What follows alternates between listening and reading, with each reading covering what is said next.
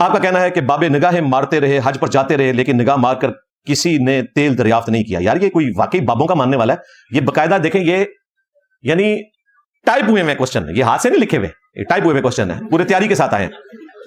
کسی نے تیل دریافت نہیں کیا. یہ بابے تو بہت بعد میں آئے. نبی صلی اللہ علیہ وآلہ وسلم اور صحابہ کرام نے ساری زندگی عرب کی سرزمین میں گزاری، تیل تو انہوں نے بھی دریافت نہیں کیا. بات تو صحیح ہے. ہاں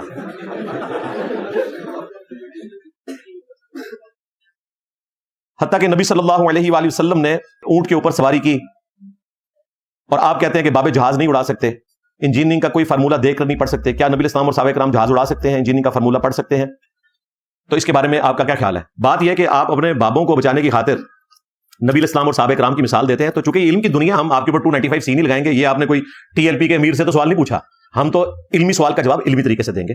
پہلی بات یہ ہے کہ مجھے بتائیں صحابہ کرام کا کہاں پر یہ دعویٰ ہے کہ جب ہم نگاہ مار کے دیکھتے ہیں تو ساتوں زمینوں تک دیکھ لیتے ہیں، اور جب اوپر اٹھاتے ہیں تو عرش دیکھ لیتے ہیں؟ کسی صحابی کا کوئی دعویٰ ہے ایسا؟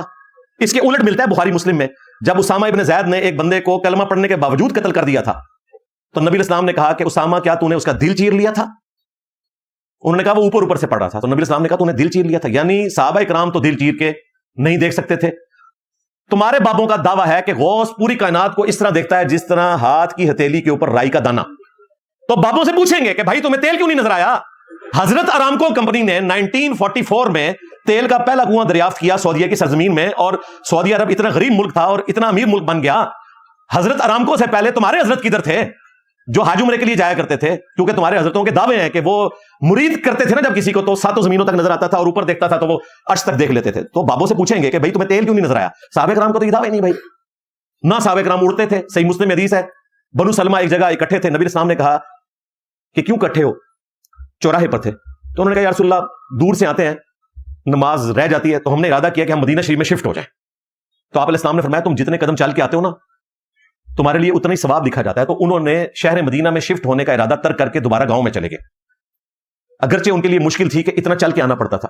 کسی صحابی کو یہ وہم بھی نہیں آیا کہ بعد میں غوث قطب ابدال تو اڑ کے آیا کریں گے مکے مدینے، تو ہم بھی اڑ کے آ جائیں، لو سامو. اور ان کو کہانی کرائی ہوئی ہے احمد بن حنبل نے اور عبد القادر جیلانی نے، پتہ نہیں ان کے متھے مارتے ہیں، انہوں نے کروائی ہے کہ جی بڑے سے بڑا غوث قطب ابدال کسی صحابی کے گھوڑے کے قدموں کی خاک کے برابر نہیں ہے. تو بھائی اگر برابر نہیں ہے تو صحابہ کرام کو تو نہ اڑنا آتا تھا نہ دل کا حال پتا تھا. تو ظاہر ہے انہوں نے کہیں یہ دعویٰ نہیں کیا کہ ہم انجینئرنگ کا فارمولہ پڑھ لیں گے. رہا نبی علیہ السلام کا معاملہ، تو ان کو تو اللہ نے منوانا تھا. نبی علیہ السلام کو جو بھی چیلنج دیا جاتا تھا اللہ تعالیٰ جب اس کو ایگزیکیوٹ کرنا چاہتا تھا تو کروا دیتا تھا. مثلا آپ سے جب سوال پوچھے گئے نبی علیہ السلام کو جواب نہیں پتا تھا تو اللہ تعالیٰ نے قرآن کی صورتیں نازل فرمائی. سورہ یوسف میں پورا واقعہ بیان کر دیا جو آپ صلی اللہ علیہ وآلہ وسلم سے کم از کم بھی 3500 سال پہلے کا واقعہ تھا، کہ کس طرح بنی اسرائیل جو ہیں وہ شام سے مصر پہنچ گئے.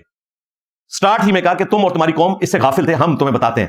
پورا واقعہ بیان ہوا کہ یوسف علیہ السلام اس طرح قیدی بنا کے لائے گئے، پھر وہ بک گئے، عزیز مصر کے پاس پہنچے. اللہ تعالیٰ نے وہاں سے ان کو ایسی برکت دی کہ وہ وہاں کے آپ سمجھ لیں وزیر خزانہ بن گئے، اور پھر بنی اسرائیل وہاں پہ شفٹ ہو گئے. تو نبی علیہ السلام کو تو اللہ تعالیٰ ایجوکیٹ کرتا تھا. اگر اس زمانے میں اس قسم کا کوئی چیلنج کیا جاتا تو وہ یقیناً پورا ہو جانا تھا.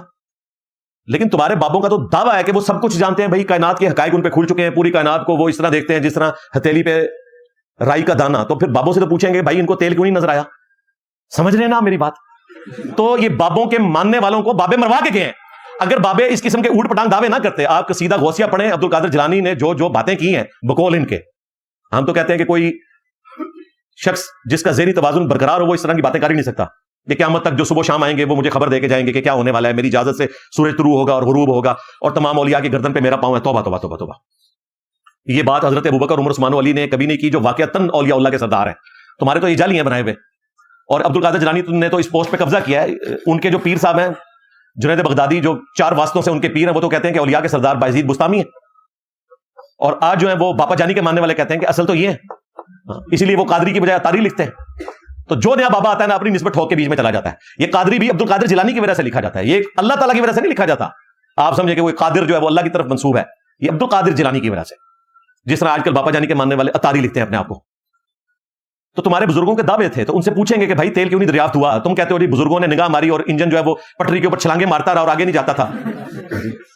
ہاں پیر ملک شاہ صاحب کے لیے کہتے ہیں کہ جی گولڈے میں وہ اسٹیشن نہیں بنتا تھا، تو انہوں نے نگاہ ماری تو انجن وہاں سے آگے نہیں چلتا تھا، پھر مجبوراً ان کو وہاں پہ اسٹیشن بنانا پڑا. یہ کہانی بنائی ہوئی انہوں نے. حالانکہ پیر میر علی شاہ صاحب خود جب حج کے لیے گئے ہیں تو اسٹیم انجن والی ٹرین میں بیٹھ کے کراچی تک گئے ہیں اور آگے سے وہ جہاز میں بیٹھ کے گئے ہیں. ظاہر ہے پیدل جاتے, اڑ تو سکتے نہیں تھے, ہاں پیدل جاتے تو ان کو کئی مہینے لگ جاتے, تو اسٹیم انجن میں بیٹھ کے گئے. تمہارے بزرگ صرف اسٹیم انجن روکتے تھے, وہ بھی کوئی نہیں روکتے تھے. بزرگ سے تو دنیا خالی نہیں ہے نا, کٹو بزرگ انجن کے کھلانے ہیں, جان چھوڑن تو بھی ساڑی بھی. جڑا بابا پائلٹ ہے اور اس نے دنیا میں سیکھا نہیں ہوا کسی سے, اس کو بٹھاتے ہیں کاکپٹ میں اور پیچھے سارے مرید اور اس کے سارے بابے بٹھاتے ہیں, آخرت میں جا کے لینڈ کریں گے. تو یہ ہم اعتراض اس لیے کرتے ہیں کہ تمہارے دعوے تھے, تم دعوے کرنا چھوڑ دو, ہم اعتراض ختم کر دیں گے.